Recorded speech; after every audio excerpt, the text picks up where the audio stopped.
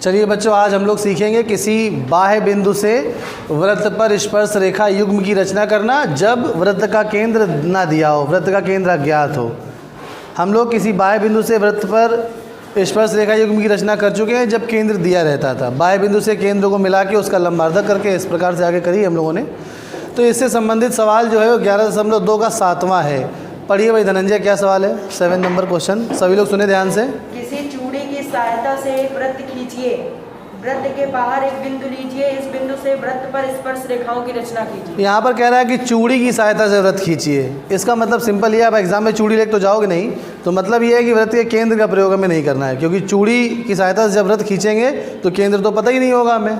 समझ रहे हैं बात को? तो यहाँ पे आप बनाएंगे तो प्रकार से ही वृत्त, कंपास से ही बनाएंगे, मगर उसके केंद्र में ओ नहीं लिखेंगे, केंद्र को अननोन कर देंगे। तो यहाँ पे ये हमने मान लीजिए एक वृत्त खींच लिया और इसका केंद्र ओ नाम नहीं दिया। अब कह रहा है कि इसके बाहर कोई बिंदु लीजिए और उस बिंदु से इस पर स्पर्श रेखाओं की रचना करिए। उदाहरण के लिए मान लीजिए हमने ये बिंदु ले लिया है P। इस बिंदु P से इस वृत्त पर स्पर्श रेखा युग्म की रचना करनी है। ध्यान से देखो भैया, अभी करो नहीं कुछ, पहले ध्यान से देख लीजिए फिर करिएगा, नहीं तो समझ में नहीं आएगा। सबसे पहले बच्चों हम P से एक छेदक रेखा खींचेंगे, मतलब P से अपने मन से कोई भी एक रेखा ऐसे खींच लेंगे स्केल लेके, जो वृत्त को मान लीजिए बिंदुओं A और B पर प्रतिच्छेद कर रही है। इतना समझ में आ गया सभी को? इसके पश्चात क्या करेंगे बच्चों, इस AP को आगे बढ़ाएंगे। AP को हमने आगे बढ़ा दिया, फिर बिंदु P को केंद्र लिया और PB त्रिज्या ली। P को केंद्र लेंगे, PB त्रिज्या लेंगे, इस तरफ एक चाप लगा देंगे, मतलब ये भाग इस भाग के बराबर आना चाहिए। ये बात समझ में आ रही है? उसके बाद ये मान लीजिए बिंदु हमारे पास हमें Q प्राप्त हो गया। इसके पश्चात बच्चों क्या करेंगे कि AQ को व्यास मानकर एक अर्धवृत्त खींच देंगे, या वृत्त भी खींच सकते हैं। तो AQ को व्यास लेकर कैसे खींचेंगे, AQ का लंबार्धक करेंगे।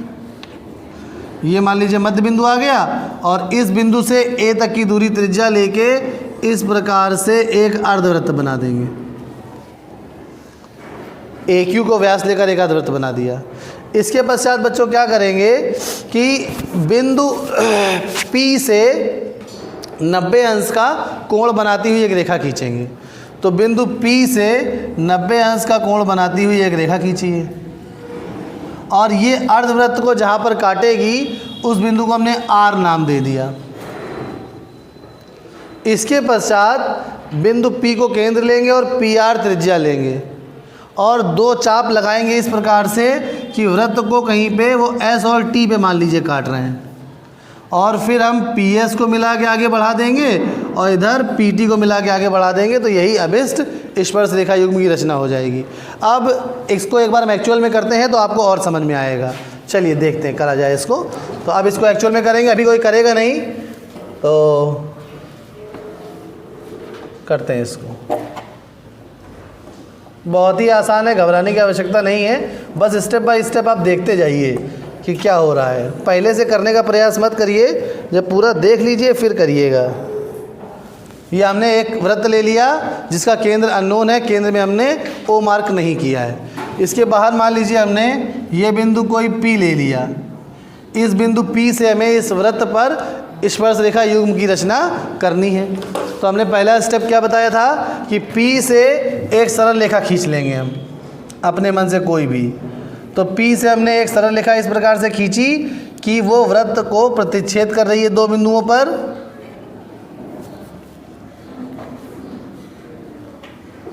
ये हो गई P से खींची गई सरल रेखा। ये वृत्त को दो बिंदुओं मान लीजिए हमने A और B मान लिया है, A और B पर प्रतिच्छेद कर रही है। इसके बाद हमने क्या बताया था, इस AP को आगे बढ़ाना है। तो इस AP को ज़रा आगे बढ़ा देते हैं, इस AP को आगे बढ़ा दिया जाए। AP को आगे बढ़ा दिया। इसके पश्चात क्या बताया था कि बिंदु P को केंद्र लेंगे और त्रिज्या कितनी लेंगे बच्चों? हाँ बिल्कुल सही, BP या PB। P को केंद्र लिया और अपने प्रकार को एडजस्ट करके हम B तक लाए। ये B तक ले आए। अब इतनी त्रिज्या लेकर और एक चाप लगाया इस बढ़ाई हुई किरण पर, ये तो ये बिंदु हमें मिल गया। कोई अब नाम दे देंगे, मान लीजिए P के बाद हमने Q नाम दिया था, तो Q नाम दे दिया इसको। इसके पश्चात हमने क्या बताया था, अब AQ को व्यास लेकर एक अर्धवृत्त की रचना करनी है। तो AQ को व्यास लेना है, मतलब AQ का लंबार्धक करना पड़ेगा, तभी तो केंद्र मिलेगा हमें।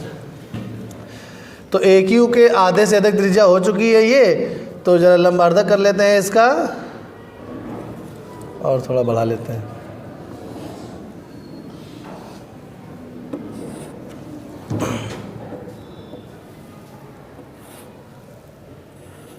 ये एक्स्ट्रा आर्क इरेज कर देते हैं, तो ये AQ का लंबार्धक हो गया।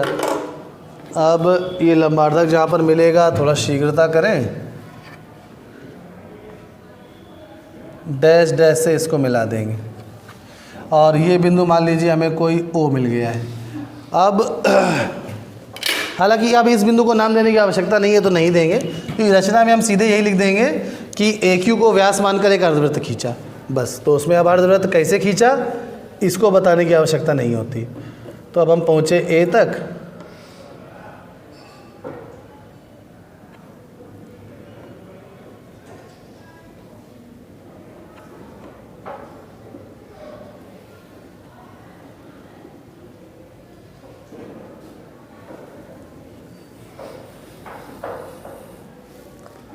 थोड़ा बड़ा फिगर है बोर्ड में बनाना।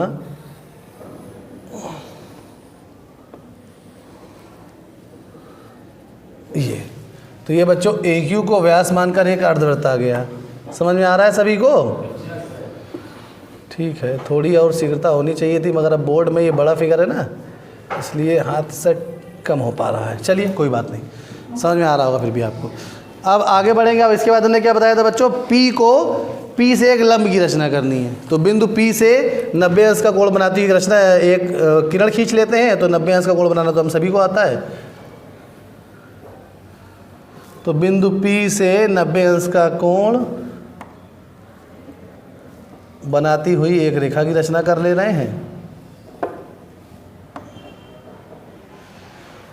ये तो इस प्रकार से बिंदु P से 90 अंश का कोण बनाती हुई एक किरण बन जाएगी।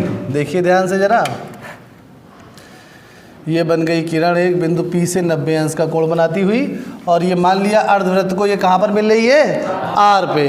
अब इसके पश्चात हमें क्या करना है, P को केंद्र लेना है और R तक की दूरी को त्रिज्या लेना है।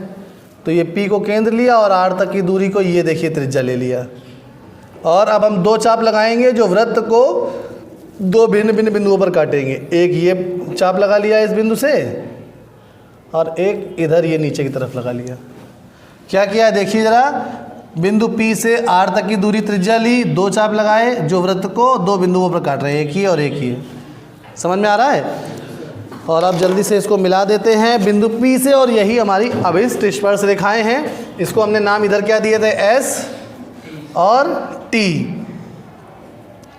तो P से एक बार S को मिला देंगे, आगे बढ़ा देंगे। ये देखिए PS, बिल्कुल एग्जैक्ट स्पर्श रेखा बनी है ये।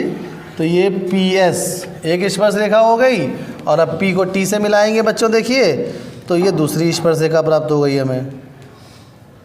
ये P को T से मिलाते हुए आगे बढ़ा दे रहे हैं, तो ये अगली स्पर्श रेखा हो गई। एक PS है और दूसरी PT। समझ में आ रहा है सभी को? चलिए रचना के पद एक बार हम बोल देते हैं, जिसमें आपको लिखने में आसानी होगी। सर्वप्रथम एक वृत्त खींचा, ये नहीं लिखेंगे कि केंद्र लेके या त्रिज्या लेके। सर्वप्रथम एक किसी भी त्रिज्या का एक वृत्त खींचा, वृत्त के बाहर एक बिंदु P लिया। पहला पॉइंट, बिंदु P से एक रेखा इस प्रकार खींची कि वह वृत्त को बिंदुओं B तथा A पर प्रतिच्छेद करती है। ये बिंदु B है, इधर हम ऊपर नाम लिख दे रहे हैं, बिंदुओं B तथा A पर प्रतिच्छेद करती है। अगला स्टेप, AP को बढ़ाया तथा बिंदु P से चाप PQ इस प्रकार लगाया कि PQ बराबर PB है। फिर से सुनिए, AP को बढ़ाया तथा बिंदु P से बढ़ाए गए भाग पर चाप PQ इस प्रकार लगाया कि PQ बराबर PB है। अगला स्टेप, AQ को व्यास मानकर एक अर्धवृत्त खींचा। अगला स्टेप, बिंदु P से एक लंब की रचना इस प्रकार की कि वह अर्धवृत्त को बिंदु आर पर मिलता है। अगला स्टेप, बिंदु P को केंद्र लेकर तथा PR त्रिज्या लेकर दो चाप इस प्रकार लगाए कि वे वृत्त को क्रमशः बिंदुओं S तथा T पर प्रतिच्छेद करते हैं। PS व PT को मिलाया PS व PT ही अभिष्ट स्पर्श रेखाएं हैं। चलिए, धन्यवाद बच्चों, नोट कर लीजिए।